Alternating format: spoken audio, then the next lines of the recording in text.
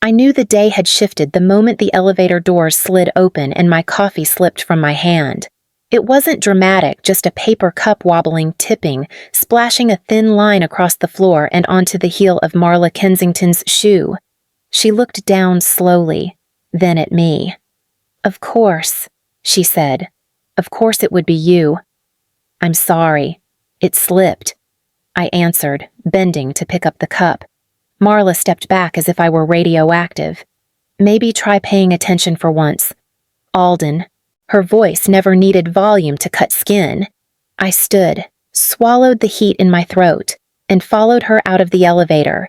We worked in the same department at Cinertech Consulting in downtown Portland, but she carried herself like the building belonged to her.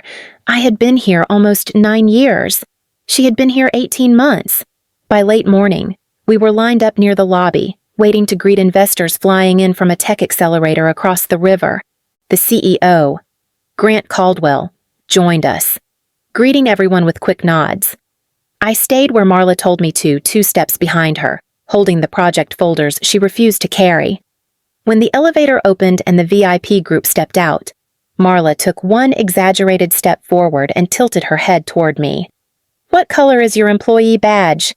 "Alden," she said loudly enough for the visitors and the CEO to pause. My cheeks went hot. "The same color it has always been." "Then stick to your assigned duties. Do not drift into the spotlight." Her smile was tight, practiced, meant to be seen. "We do not want confusion." The investors exchanged uncomfortable glances. Grant's brow tightened. I felt the familiar sting, the kind I had swallowed for years, rise and settle into something colder. I set the folders down carefully. "Thank you," I said. It was all I gave her, at exactly 5 that afternoon.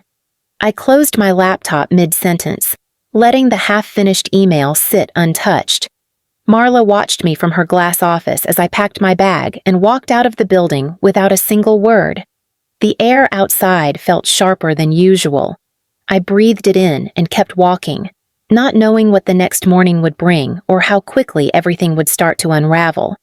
I arrived at 8:30 in the morning, the exact time printed in my contract.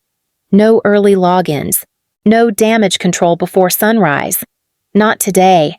The moment I opened my inbox, the screen filled with red markers, 35 flagged messages, all urgent, all stamped after the moment I walked out.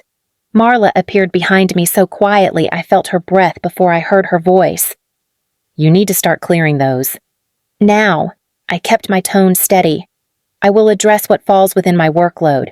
She leaned closer. "Everything falls within your workload.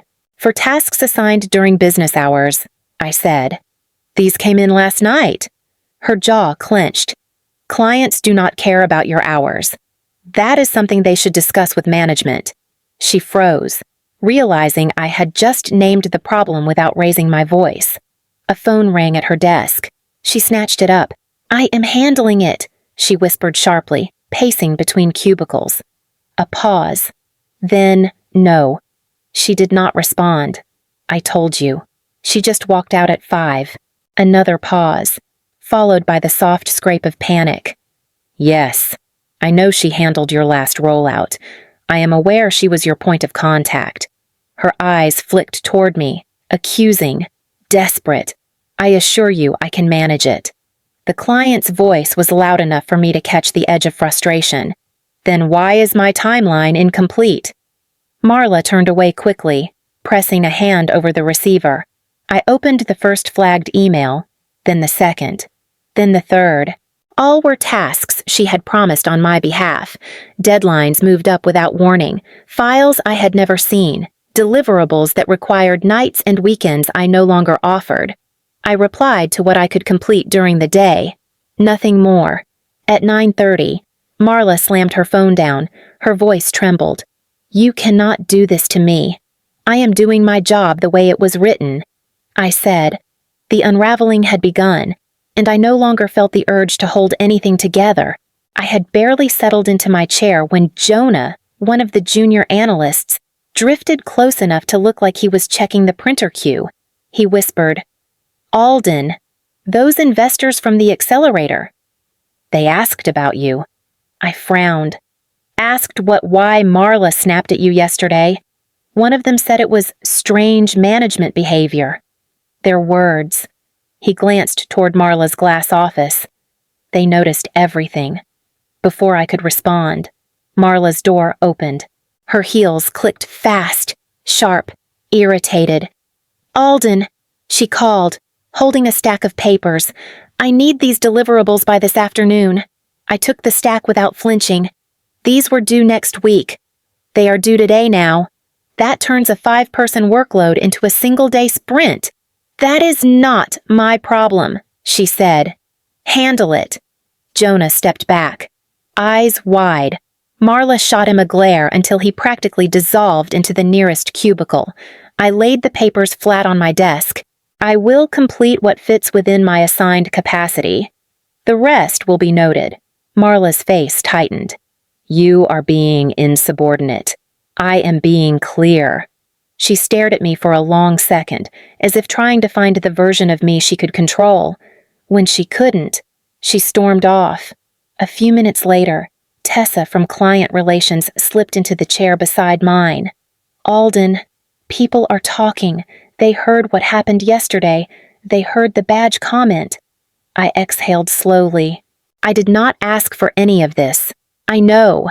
But it is giving people courage. They are realizing she only behaves that way because no one pushes back. Marla's voice suddenly cut across the office. "Alden, status update." I typed one sentence. 3 tasks completed, 4 documented for timeline adjustment. She read it, jaw flexing. I could feel her unraveling thread by thread, and for once, I did not rush to stop the unraveling. By mid-morning, the tension in the office shifted the way air changes before a storm. I noticed Grant Caldwell, our CEO, step onto the floor, hands in his pockets, jaw tight. Grant rarely walked through our department. When he did, it meant something was already wrong. He stopped by Marla's desk first. "Why am I getting direct client escalations?" His voice was calm, but edged. Marla straightened. "There must be a misunderstanding. Everything is under control." Grant held up his phone. A partner from the accelerator forwarded this. "They CC'd Alden," he read aloud. "Why did your manager speak to your staff like this in front of us?" I kept my eyes on my screen, but my pulse jumped. Marla forced a laugh. "They misinterpreted playful guidance." "Playful," Grant repeated, the word sounding foreign in his mouth. "Is that what we are calling it?" Before she could answer. Another notification chimed on his phone. He exhaled sharply. "And now I am receiving timeline questions for tasks you said were completed. The timestamps are..." "Odd." She stepped toward him. "Odd how they show Alden's login history," Grant said. "But you marked them as your deliverables." Marla's smile cracked. "She assists me. It is normal for her account to be involved." Grant turned to me. "Alden, did you complete these?" I nodded once. "Yes, last week. And you submitted them. I sent them to Marla to finalize." Grant looked back at her. "Then why did these files arrive under your signature?" "With metadata from her account." Marla's voice thinned. "I oversee her work. It is more efficient that way." He studied her for a long moment.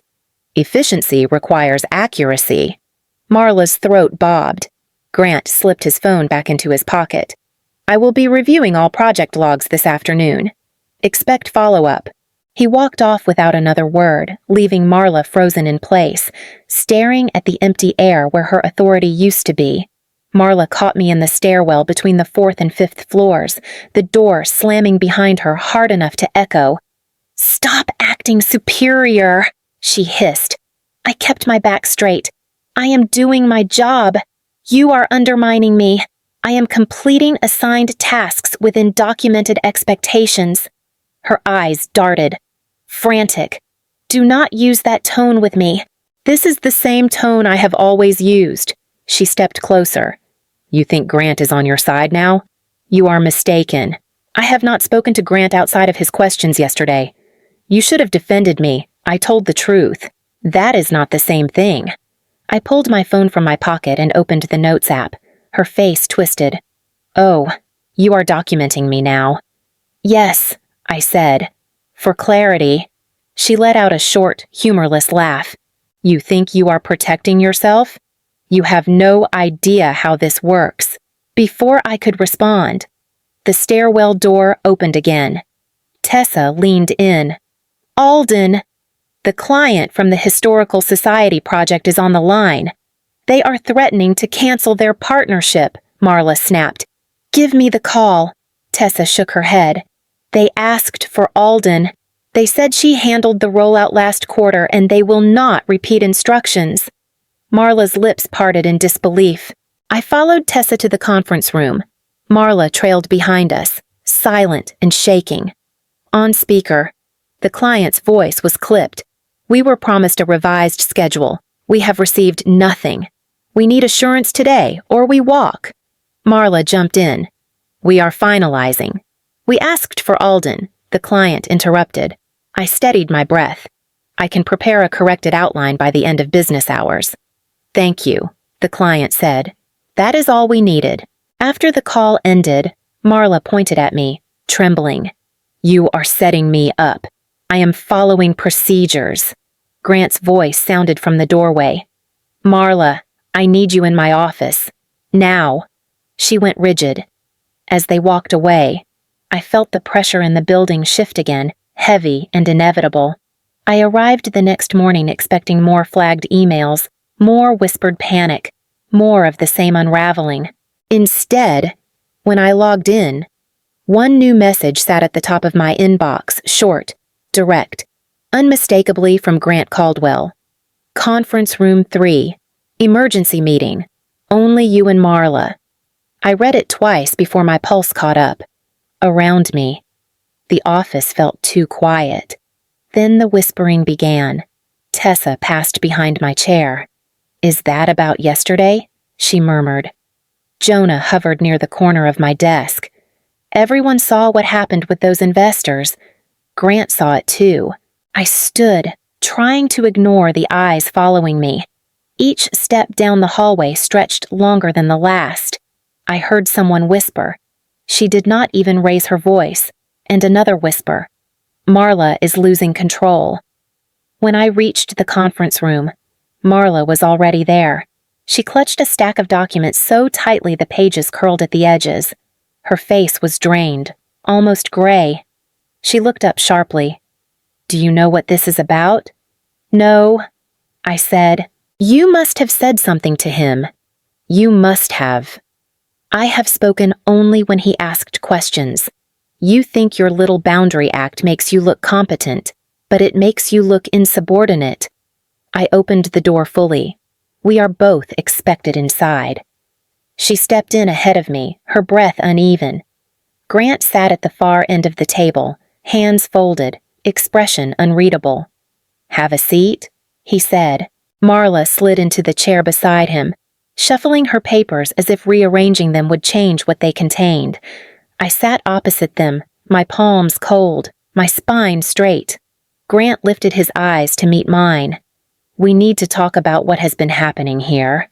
Grant folded his hands on the table, his voice steady. "Alden, start with the incident in the lobby." I nodded. Marla questioned my badge in front of the investors. She told me to stay in the background and not confuse anyone. Marla cut in immediately. "It was a joke. She is exaggerating." Grant lifted a hand. "You will have your turn," I continued. The clients looked uncomfortable. "One later emailed you about it." Grant tapped his tablet. "Yes, I have their message here." He read it aloud. "Why did your manager speak to your staff like this in front of us?" Marla leaned forward. They misread my tone. "Let us move on," Grant said. "These files you submitted last week." He slid several printed pages across the table. "They include your signature, but the metadata shows they were created from Alden's account." Marla's voice sharpened. "I oversee her work. She drafts. I finalize." "That is not true," I said. "I sent those to you completed. I have timestamps." Marla slammed her palm on the table. "She thinks she is special. She thinks she deserves more than her role." Grant's gaze hardened. "Lower your voice," she pointed at me. "She is manipulating this. She is making me look incompetent." I kept my tone even. I documented all additional assignments over the past months. Many of them came after regular hours. I also documented the deadlines you changed without notifying clients. Grant opened another file. "There are discrepancies in nearly every project submitted under your name," he said to Marla, "and clients repeatedly request Alden as their point of contact." Marla's breathing quickened. "You are taking her side." "I am reviewing evidence," Grant replied. He closed the folder. "We are launching a formal investigation." Marla's face drained of color. Grant stood, signaling the end of the meeting. I remained seated for a moment, gathering the calm I had fought hard to claim. The investigation began before lunch. HR Director Lena Harrington appeared on our floor with a clipboard and a face that left no room for interpretation. She stopped at my desk first. "Alden, I need a moment." Marla rose from her chair across the room. "Why her? Shouldn't you be speaking with me?" Lena didn't look up. "I will." I followed Lena into a small conference room. She closed the door and set her notes down. "We spoke with the Historical Society client," she said. "They confirmed you handled every major deliverable for the past 3 quarters. "I did," I replied. "And the investors from yesterday also sent statements." She continued. "They described your manager's behavior as unprofessional and obstructive," before I could respond. A knock sounded. Grant stepped inside. "Alden, thank you," he said. "We have what we need from you for now." Marla was waiting outside the door when I stepped back into the hall. Her eyes were wild. "What did you tell them?" she demanded. "The truth." Lena gestured to her. "Marla, conference room. Now." Marla stiffened. "I will not sit through a smear campaign." Grant spoke quietly, and the entire floor seemed to freeze. "This is not a smear campaign. This is accountability." Her mouth opened, then closed again. Lena entered first. Grant followed. Marla walked in last, gripping her handbag like it was the only solid thing left in the room. 15 minutes later, the door opened. A security officer stepped inside. Marla stopped speaking mid-sentence. Grant's voice carried out into the hallway. "Marla Kensington, you are suspended effective immediately." She emerged pale and silent, escorted toward the elevators. Employees watched without pretending otherwise. Some looked stunned, others relieved. I stood by my desk, hands trembling, unsure whether I was supposed to breathe easier or brace for whatever came next. Grant called me to his office just after 3 in the afternoon. His assistant, Marin, gave me a steady look as she opened the door, like she already knew something I didn't. Grant stood by the window overlooking the Willamette River. He didn't sit until I did. "I spent the morning reviewing every file connected to your department," he said. "Every timestamp, every email chain." I folded my hands in my lap. I did not intend for any of this to become... He cut me off gently. "Alden, nothing you did caused this. You responded to unreasonable expectations that should never have been placed on you." I stayed quiet. He leaned forward. "Clients praise your clarity. Your documentation is meticulous. Your project ownership is consistent. And every time something delivered well, your name was buried under someone else's signature. That has been the pattern." I admitted. Grant nodded once. "We are restructuring the division. While this is underway, I would like you to step into an acting leadership role." The words landed with more weight than I expected. "I do not know if that is the right choice for me." "It is only temporary," he said. "But you already function as the backbone of this team. I want the title to reflect the reality." My chest tightened not with fear, but with the memory of 9 years spent believing I did not belong anywhere near leadership. "I have one condition," I said quietly. "Clear expectations. No unpaid labor. Transparent credit for work performed. Not just for me. For everyone." Grant didn't hesitate. Agreed. I let out a slow breath. Then I will accept." He stood and extended his hand. "Thank you. Alden, this will mark a different beginning." I shook his hand, feeling something inside me shift into place for the first time in years. 3 weeks later, the investigation wrapped with a finality no one dared question. Grant called me into his office first. "It is done," he said. "The committee reviewed everything. Marla is terminated for cause. Her conduct has been reported to the certification board." I nodded slowly. "Not out of spite." "No," he said, "out of responsibility." Word traveled through the office before I returned to my desk. Jonah appeared beside me, almost shy. "Congrats," he said. "It feels different around here." "It will stay different," I answered. And it did. Assignments became transparent. Hours were respected. Team members were encouraged to step forward instead of shrinking back. I held weekly roundtables where everyone really spoke about workload and needs. When someone delivered excellent work, I made sure their name reached the client, not just the internal tracker. Tessa stopped by one afternoon. "The accelerator wants you again," she said. "They said your revised process is cleaner than anything they have seen." Later that week, a local historical foundation requested me as their permanent liaison. Another client followed, then another. The shift was unmistakable.